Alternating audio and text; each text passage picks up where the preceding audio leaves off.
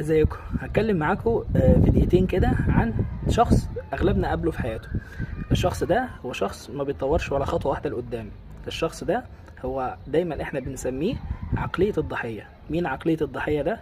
ده شخص بيرمي كل حياته، كل ظروفه، كل اوضاعه على البلد، بيرمي كل اوضاعه على البيئه اللي حواليه، على المجتمع، على الظروف. وهو يعني شخص ما بيتقدمش، هي دي حياته، هو الضحية. كل حاجة في حياته تمام، بس اللي مبوظينها اللي حواليه.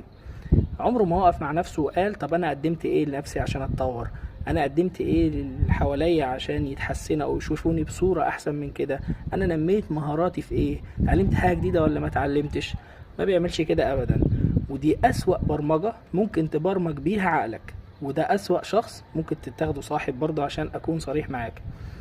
لو انت حد قالك قبل كده انت عايش فيها الدور انك ضحية او كده، اسمع كلامي، انا بنصحك بامانة. لازم تاخد قرار انك تتغير.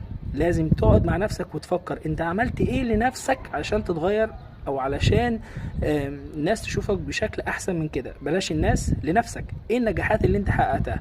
انسى البلد، انسى المجتمع، انسى البيئة. يعني اعرف ناس يقولك ده مديري هو اللي ظالمني، ده اصحابي هم اللي بيغيروا مني، ده اهلي اللي مش شايفين طموحي. طب انت عملت ايه؟ انت قدمت ايه؟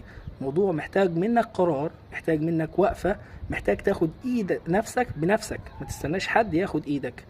عقلية الضحية أسوأ برمجة تبرمج بيها مخك، زي ما قلت لك انك عمرك ما هتتقدم لو كانت دي عقليتك. اشوفك على خير الفيديو اللي جاي. سلام.